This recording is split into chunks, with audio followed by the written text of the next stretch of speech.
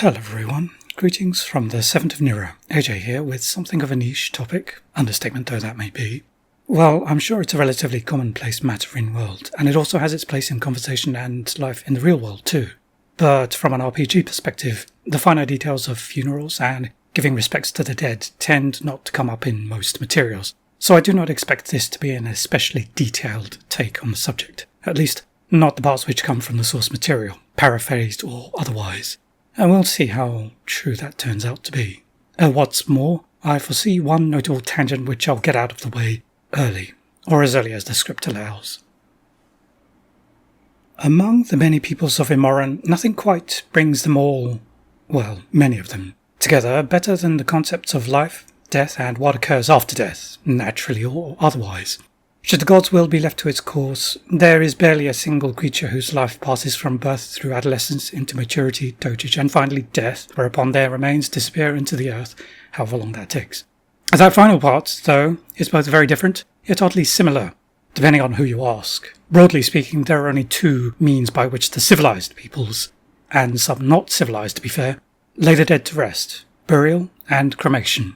Some cultures are known to feed their dead to natural predators local to the region, but I am insufficiently well versed on said cultures to offer much more than mild revulsion.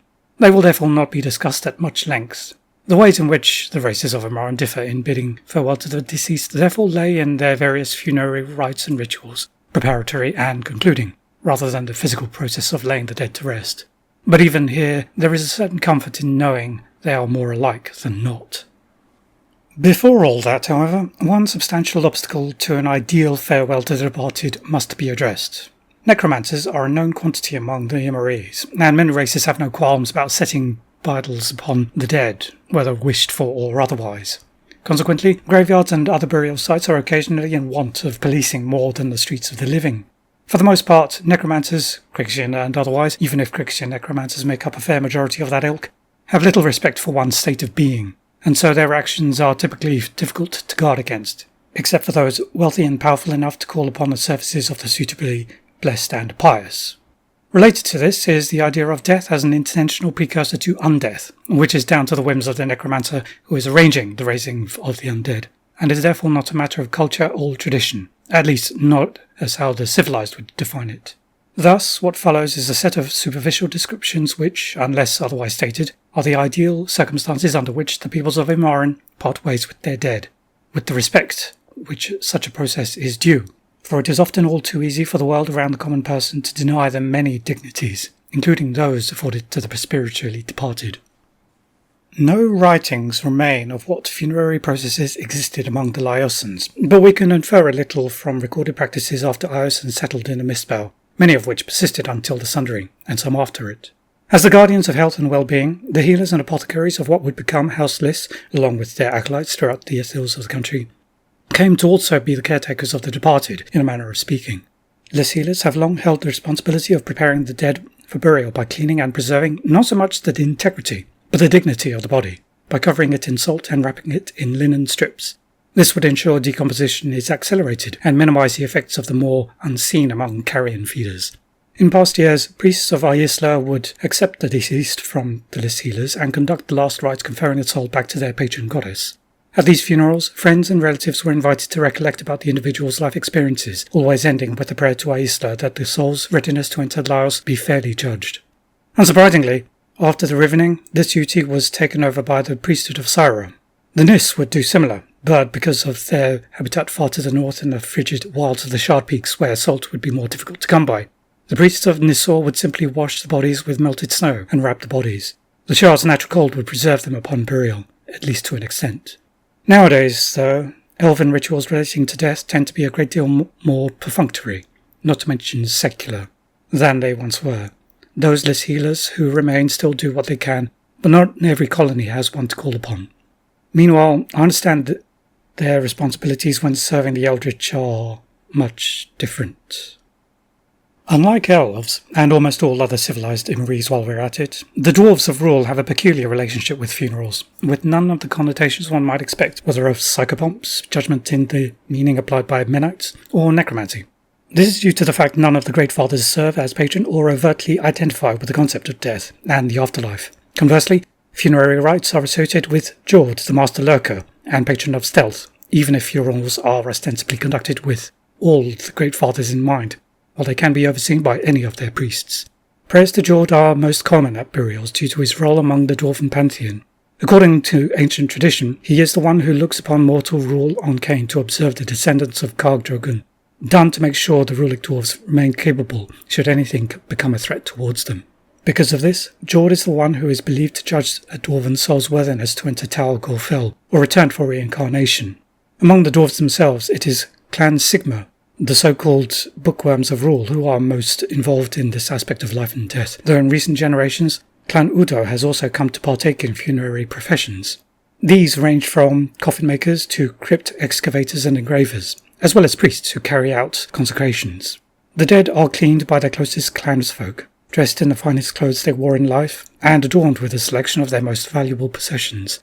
They are then placed in stone coffins which, upon concluding the funeral, are carried down into one of the mines specifically excavated for laying the dead to rest.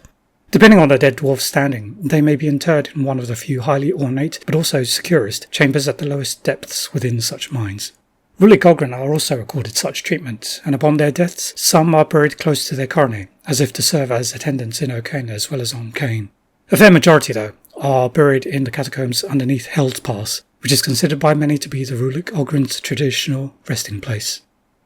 From burial in stone to burial in earth, the Dunian races all follow similar practices, though the Cholkin ones are the most well known.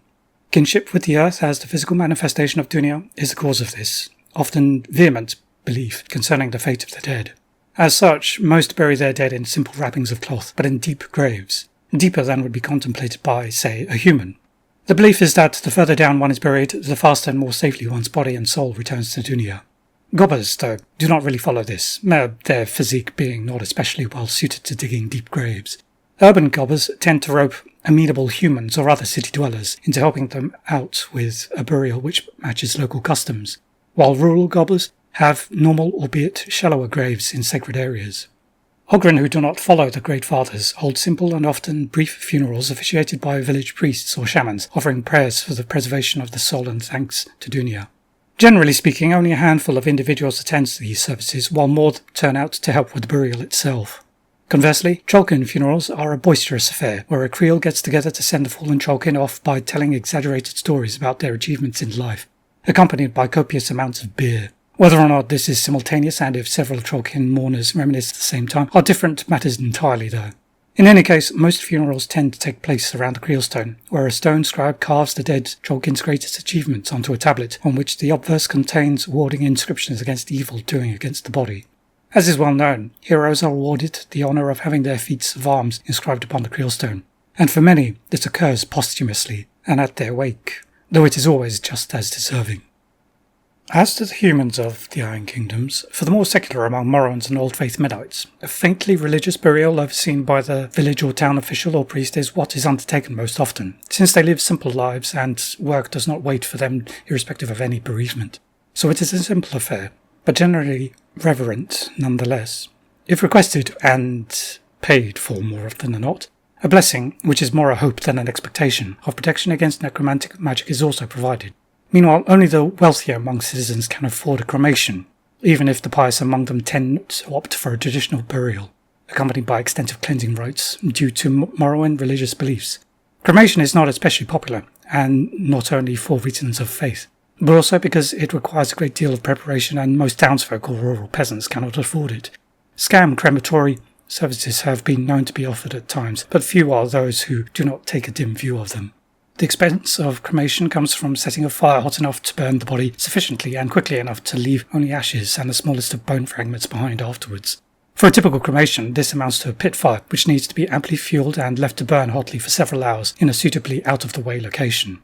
A normal tax-paying farmer or tradesman has neither the time, money, or hands to make such preparations, so wrapping the body in a coarse cloth and securing within a coffin is almost always the only option available to them.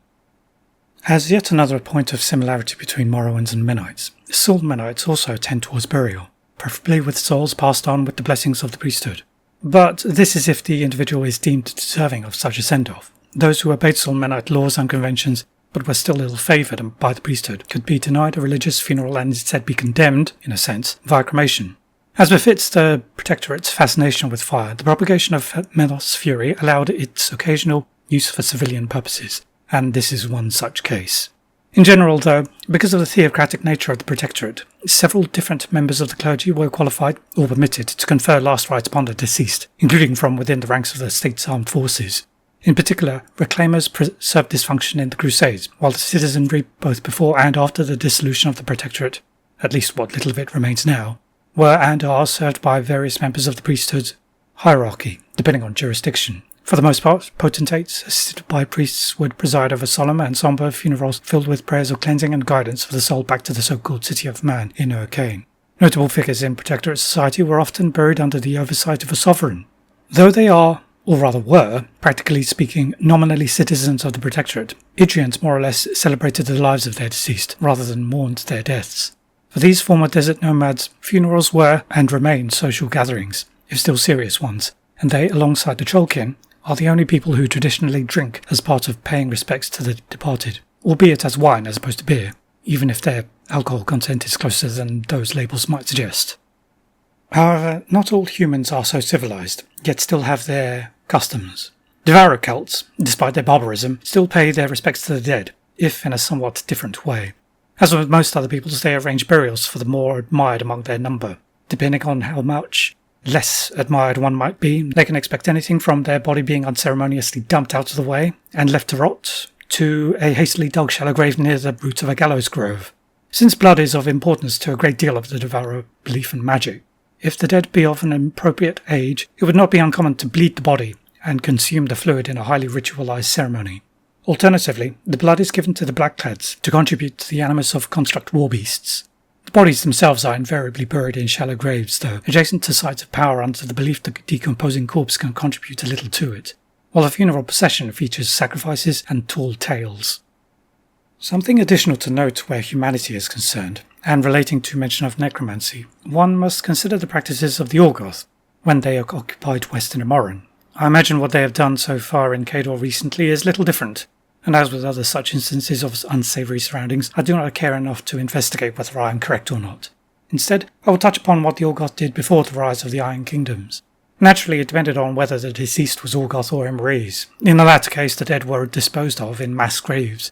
Some battles and areas of conquest saw the deaths of many thousands of Imrese, whether human or Dunian, and the Orgoth gave little care to them.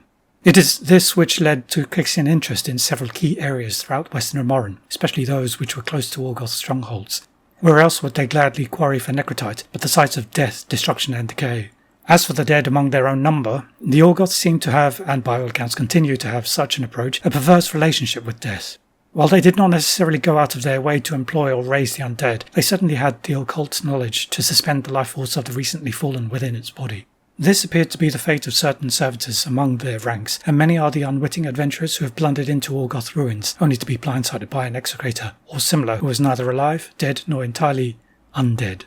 Quite what the Orgoth rituals were, though, be it for extending animation or simply for burying the dead among the rank and file, I am uncertain. I am similarly uncertain about the Apharites. Then again, there are precious few who are not. Nevertheless, the desert nomads are a superstitious and fearful people, and this extends to their treatment of those among them who have passed on. I had occasion to witness this, even if the tribe I travelled with were most reluctant for me to learn about this particular aspect of their culture. As a result, I stayed just long enough to observe their shaman oversee the preparation of the body, which was cleaned and wrapped tightly and securely in oil-treated skins. The shaman then decreed that they must travel towards some seemingly random location, that it was clearly of some importance to the Apharites themselves. Beyond that, all of the deceased tribesmen's closest relations conducted nightly vigils with solemn prayers. After a few days of this, I was discreetly advised to part ways with the tribe, advice which I took, for by the end I keenly felt my status as an outsider, that I intruded on something much more sacred than with any funerary ritual I had ever learned about before. There are other traditions out there that I might yet learn of. The Anua, for example. Closer to home, I wonder at how the eldritch of what was once Ios lay the dead to rest, whether from their own number, when they see a more permanent end, or among the soulless who serve them. A part of me has to hope they at least afford them some dignity, elven existence being in such peril as it is.